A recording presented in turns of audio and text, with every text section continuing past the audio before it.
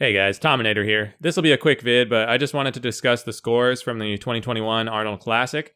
So here we've got the official scorecard courtesy of the NPC News Online website. You can also find it at the Arnold Classic site as well, but it's the same thing. I double checked all the numbers. So anyway, when I was looking this over a couple nights ago, I noticed a few anomalies that kind of took me by surprise.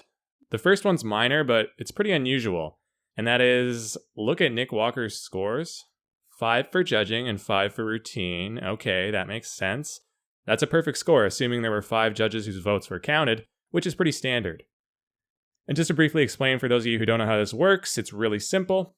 If a judge thinks you deserve first, he gives you a score of 1. If you're second, you get a 2, and so on down the line. Then at the end, they add up all the individual judges' scores, and so you arrive at 5 times 1, or 5 for a unanimous first place. But look at his score for the finals. 7? Huh? What's up with that? Did they suddenly add 2 more members to the judging panel for the confirmation round? If so, that's pretty odd considering the posing routines took place that same evening, just an hour or 2 before, and they still had only 5 judges there. When I first saw that, I immediately assumed somebody must have stolen a couple votes away from Nick. Maybe somehow 2 of the judges had Nick in second? But no, this doesn't pass the smell test. If anything, Walker was even more dominant in the night show than he was in the morning. Plus, if you look to the second and third place finishers, Ian Valliere and Steve Kuklo, their scores are much higher, 15 and 21 respectively, so I have no idea what's going on here. Assuming 7 is a perfect score for the finals, then 14 would be a unanimous second place, and Ian's 15 would indicate that 6 judges had him second and 1 judge had him in third. But then how do you account for Steve's score of 21? 7 times 3 is 21 already, so did one of the judges have Akeem or Justin in second? But no, 6 times 4 is only 24, and they're way up at 30 and 35. My brain hurts. I have no idea what the hell is going on here. If someone who's good with numbers could crack the code, that would be amazing, and please post it in the comments below if you can figure it out, because I give up.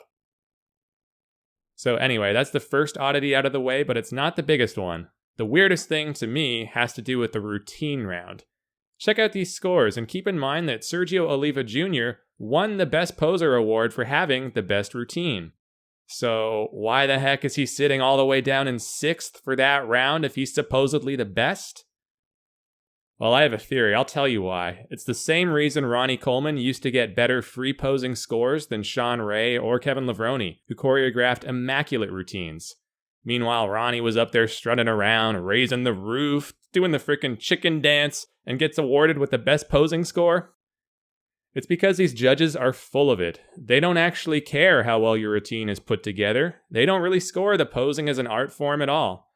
They just judge it the same way they would for any other round. Actually, it's even worse than that. Your posing score is seemingly predetermined by your overall placing. I mean, be my guest, go down the list. The scores for the posing round perfectly match the order of these guys' overall placings. Nick is first overall. Nick is first in posing. Ian's second overall, second in posing. Sergio was 6th, so he came 6th in posing too. This is absolutely bogus, and you know what it says to me? It says that not only did the judges not care about posing, they probably went back after the fact and tweaked the numbers to conform to the results they wanted. Because really, what are the chances that the posing routine rankings would exactly mirror the end placings? Pretty slim, I'd wager.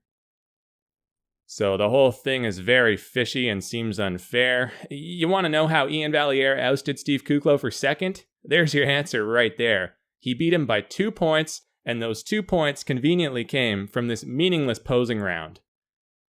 For the record, I don't really care that Ian came in second, but his posing routine was crap. He just hit the same 4 or 5 poses over and over again, walked around the stage a bit, and didn't even bother with transitions. In no way, shape, or form does that sort of phoned-in performance deserve second in the posing round. Look, if they're not going to judge this thing properly, then just stop scoring it, because all that's doing is doubling down on the final scores, essentially, giving guys who came in stronger during the night show the advantage over those who showed up better during prejudging. They could still keep the $10,000 award for the best poser as an incentive to at least motivate some of these bodybuilders to put a little effort into it, but don't bother scoring the routines unless you're actually going to do it right. Oh, and one more thing. As far as classic physique's concerned, why don't they have a separate score for posing? They had 3 different rounds for Classic, the same as they did for Open, so why do we only get a single score? That's not very transparent and frankly comes across as lazy since we have no idea how these guys placed there. Well, we know that Logan Franklin came first since he won the Best Poser award, and Terrence Ruffin was presumably not far behind, but I'd be curious to see how they rank them after that. In Classic, the posing routines are even more important than in Open, since this division is supposed to be all about the art form and bringing that element of graceful presentation back to the forefront, so why are they hiding it from us? Okay guys, end rant. I just wanted to point this out and show how stupid and meaningless this official judging process really is, at least when it comes to evaluating the individual posing routines. For the record though, I generally think the judges do an outstanding job on the whole, but this oversimplified scoring system is in dire need of an update. But anyway, thanks for watching and let me know your thoughts on this in the comments below. Would you agree that it's a little head-scratching how Sergio could win the Best Poser, yet not even be in the top 50% in terms of his actual routine score? Or do you think that the current approach is justified? Either way, thumbs up if you liked the video, or if it gave you something to think about. Until next time, it's the Tominator signing off, and I'll be back.